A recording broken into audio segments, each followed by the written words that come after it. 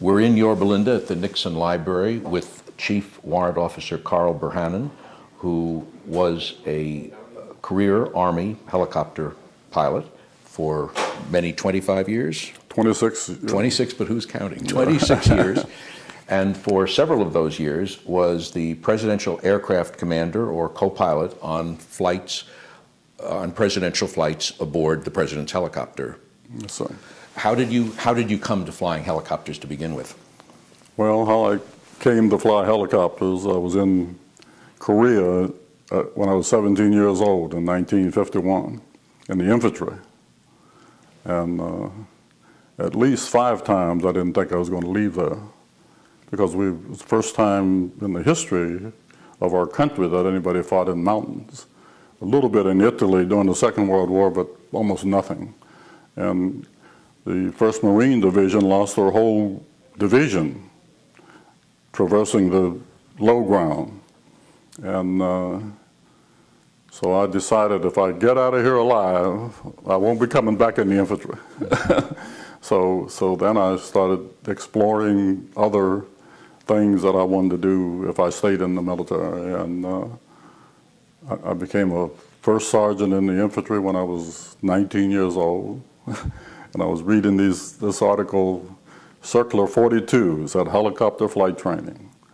I read the prerequisites and I said, all right, well, I meet all those prerequisites. I'm going to put in for helicopter flight trainings. 6 weeks later, I was in flight school.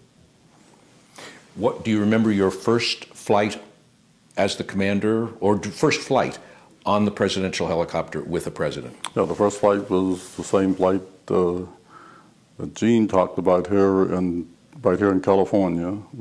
The president flew into Point Mugu in Air Force One, and we picked up the president and an oil industry executive and flew up to Santa Barbara over the oil spill up there, and then brought him back to San Clemente. And we had a bunch of Marine helicopters that were supposed to be leading the way. They had the press and Secret Service and baggage and things like that. And we were following them into San Clemente. And I went down there before I went to Point Mugu and actually did a little reconnaissance, even though we had radar and everything from El Toro. And the military had its own air traffic control system. But I knew it was going to be raining that afternoon. We were going to be at low level down over the water, and we probably couldn't have radar contact with El Toro. So I actually went down there and did a little reconnaissance. We're going to land in a softball field at a Coast Guard station. And so we're following the Marines back to San Clemente, and I had all these little checkpoints. After I went past Dana Point, then I had a few little checkpoints there. So we're coming up on the last checkpoint. There's a little dock out in the water, and I told Gene, I said, okay, well, first I called the Marines. I said, have you guys landed yet? And they said, we have not reached the destination. I said, yes, you have. You've passed the destination. And I told Gene, I said, we got to get ready to turn because the landing area is right to the left up here. And so we went into the little softball field, raining, landed in the mud.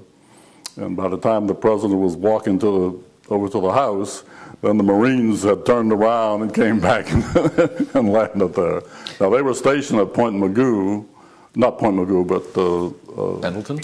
Tustin. The Tustin had El two. Toro. Yeah. No, wasn't El Toro. They had those blimp hangars over there. And they had 2 detachments over there at those blimp hangars, and what do they call it, the Tustin Air Station or something like that. And of course, we came out here from Florida, and we were stationed. We were stationed in Homestead Air Force Base.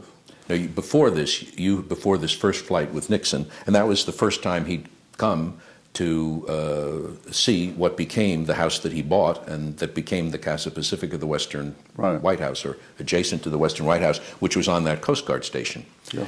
You had flown, had you flown that craft, or had you flown one of the backup No.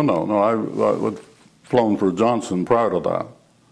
And then when President Nixon took office, then we moved from the LBJ Ranch to Key Biscayne, and was actually stationed at the Homestead Air Force Base.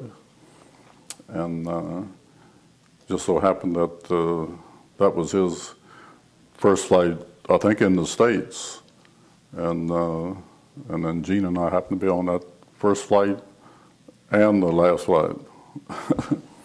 Was that helicopter, the one that is now here at the library, which had flown presidents from Eisenhower to Ford and maybe even beyond, I guess? Well, no, that wasn't the same helicopter that we flew on the Eisenhower days. The Eisenhower days, we had a Sikorsky S-58, and there was a... Or an H-34. Yeah, well, yeah,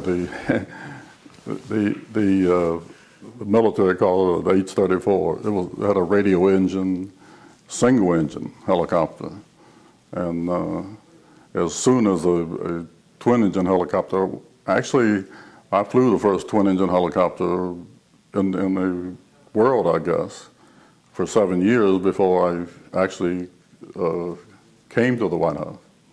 And is this a sweet machine, or in terms of its abilities and its technologies at that time, or was it a solid machine, the kind that would run that would serve a president, but that was not necessarily the state of the technical art?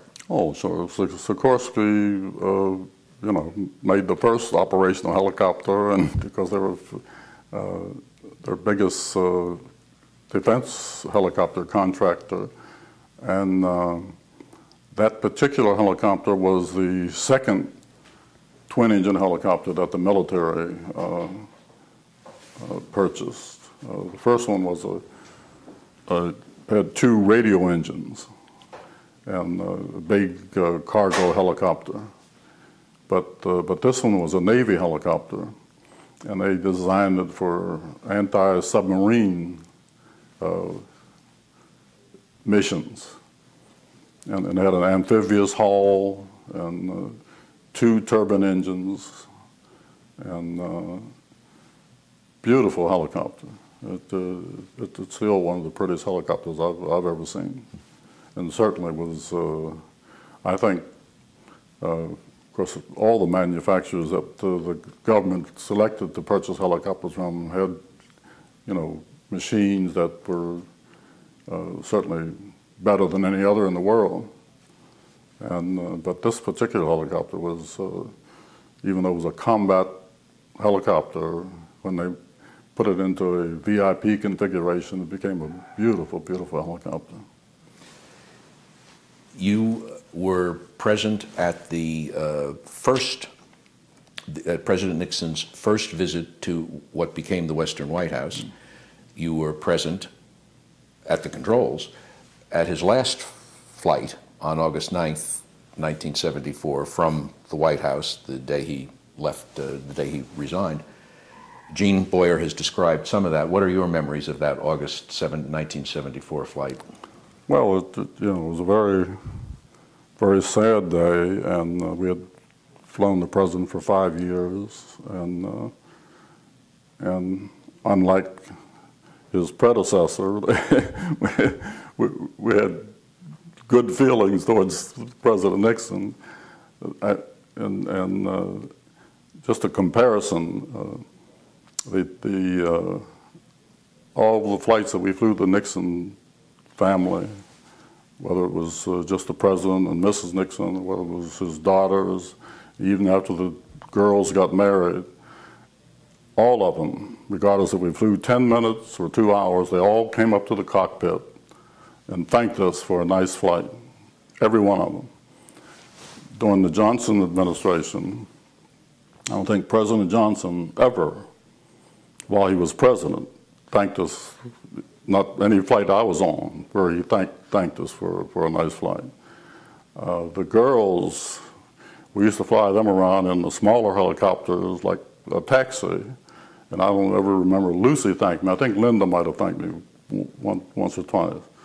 But on the presidential flights, with the family on board, the Lady Bird maybe once a month say, "Thank y'all," but the only one, and that was the big difference between the two presidents and their families, and just the whole makeup of the people that accompanied the president. B.B. Rabosa was with President Nixon almost all the time, and every flight, if it was on a holiday, he would make us promise that we would give our troops time off for the time that they flew on that holiday. And of course, the Johnson people never thought about anything like that. We didn't care about no time off or whether you had anything to eat or anything like that. Do you have any memories of that time, the flights in Vietnam, when the?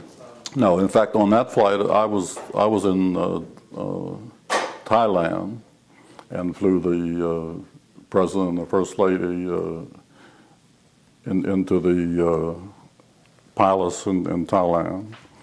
And in fact, I was on the front page of the Bangkok News where I'm helping Mrs. Nixon off of the helicopter. Do you have, I assume that probably the first and the last are memorable, but another memorable flight of either of the President or Mrs. Nixon? Yeah, I guess. I used to fly Mrs. Nixon a lot when she went places by herself, and particularly she went into Boston during the political campaign, and the same night the president was going into Chicago to meet with Mayor Daley, and had demonstrations up in Boston, and actually turned over cars, and cars burning the cars, and all kinds of crazy things going on there. And we had anticipated some problems there, but nothing to that extent. And I remember that as being a very dramatic flight. Gene and I flew another flight. It was a campaign also in Miami, where we actually had to take gas masks with us because the Secret Service thought that they would have to use tear gas to combat the hecklers there. Well, Chief Burhanan, thank you very much for your service. Thanks for this interview, and we look forward to seeing you at the library again. You're welcome.